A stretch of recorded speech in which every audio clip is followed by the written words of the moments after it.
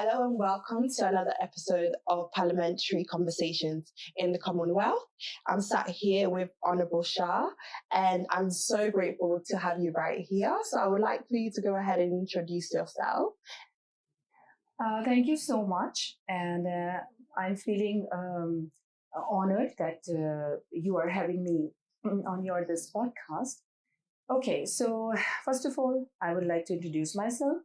I am Farah Azeem Shah, and I'm a member of the Provincial Assembly of Baluchistan, Pakistan, and I'm also the member of the Executive Committee of CPA. And it's a long introduction. So I am founder of Iman Pakistan. It's a NGO and a campaign for the revival of Pakistaniyat in Pakistanis. And I'm the founder of Institute of Global Peace with the monthly publication of a magazine by the name of Global Peace. So basically, I'm a social activist. I'm also author. I have written 2 books, and that's it. Oh, amazing. Very, very, very great introduction. So honored to have you here. I just wanted to kind of speak about your background, how you came into actual politics, what made you really interested in wanting to be at the position that you're in right now. Okay, so basically, as I shared that I'm a social activist, and I believe that politics is when a real politician serve his or her nation and country and serve humanity. So this passion brings me into politics and the parliament. So I believe in that if you want to bring change, you have to be in power. So that's why I'm in the parliament. And what does empowerment mean to you? I know that you do a lot of work in women representation. If I talk about my area, Baluchistan, have you been to Baluchistan? Not yet. I haven't had the privilege, but I would love to. Okay, I will invite you. My area is rich in culture, hospitality. The people of Baluchistan, they are very loving, caring, and they are living their lives with dignity. They are very peaceful. So, that I like the craze to serve my people and especially humanity, to bring, I feel like that women of especially my area and the youth, they are unheard. And I wanted to bring them into the parliament and onto international platforms. Yes. So that they can represent their area and their people.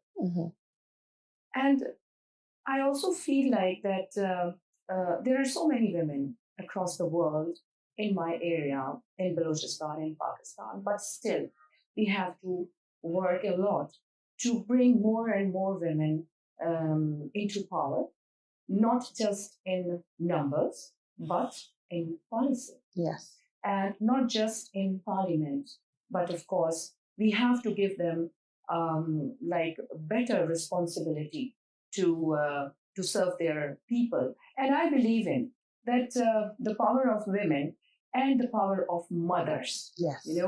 I believe in that mothers can build nations.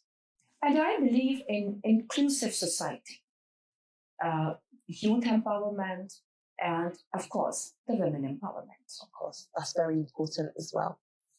So at the CPA, we believe that peace is something that's very, very important. And I know that you've done a lot of work on surrounding peace and security, especially in Baluchistan. So I just wanted to open up the field for more discussion as to what it means to you and what kind of work you've been doing in your area.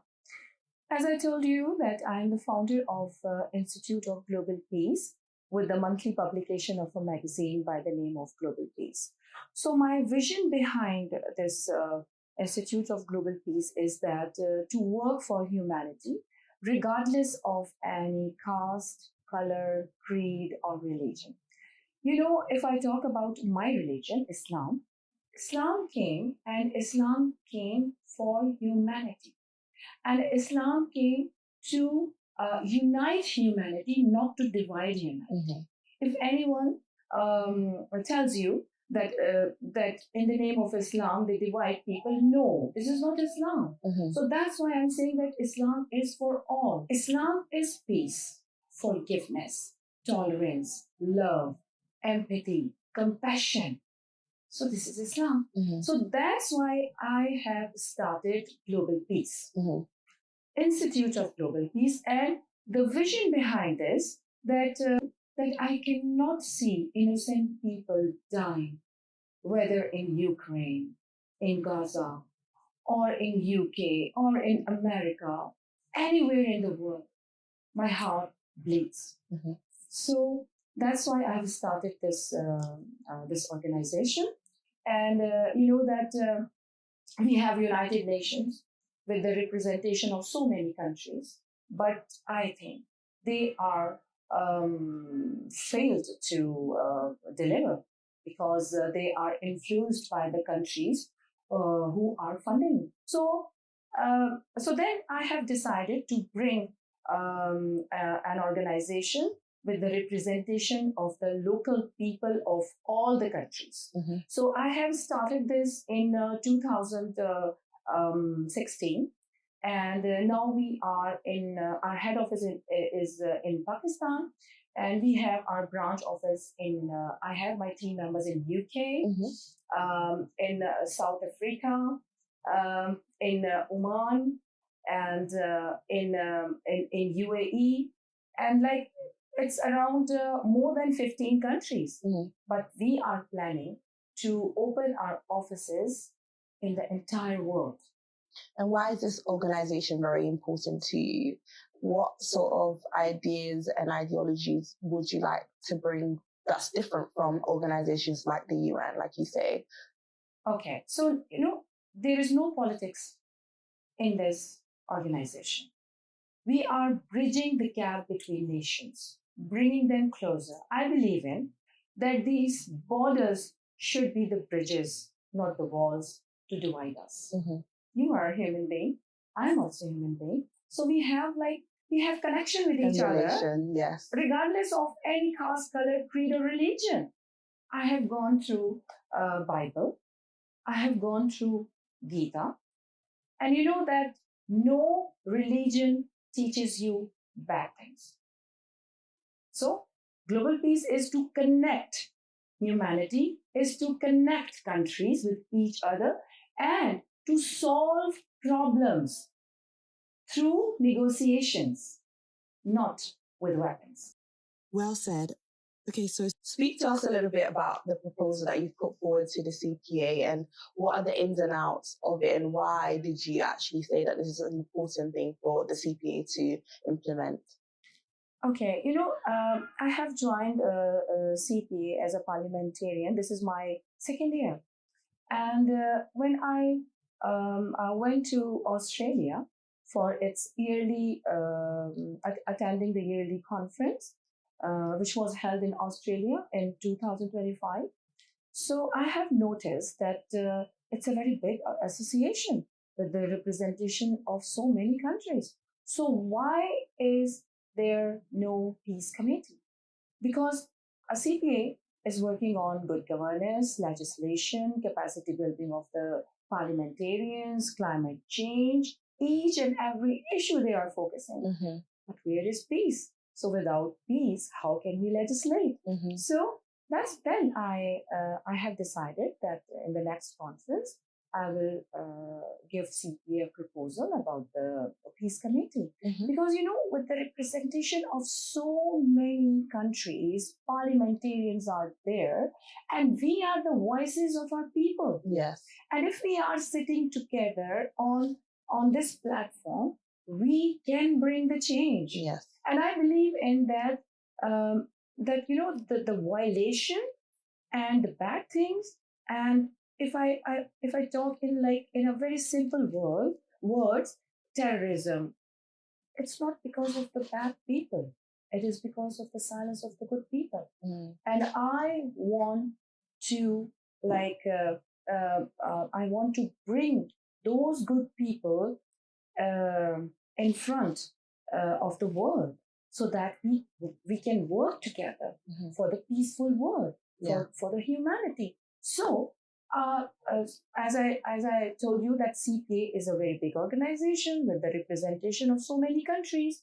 So the peace committee is crucial. It sounds like a really, so that together we can raise voice against innocent killings all around the world. Yes, it sounds like a really, really good proposal. And you know that, of course, that there is no issue which cannot be solved through negotiation. Yeah. So table talk, negotiation, that is essential. That sounds very interesting. Yeah. And I know that you've done some work on conflict resolution and counterterrorism, but I also know that gender is also a very important thing. So I know you spoke about innocent lives, people losing their innocent lives. One thing I want to kind of focus on and segue into is your work surrounding addressing honor killings. Why is that something and a topic that is very important to you and that you've worked on personally? You know that the biggest barriers were social resistance and silence. These topics are often considered taboo, but I believe that silence is also violence.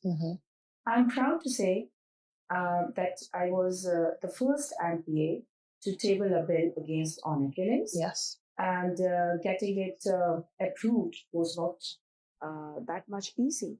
Of course, it required courage and persistence.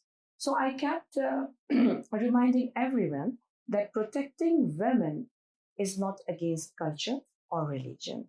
It is about humanity and justice. That's beautiful. That's very well said.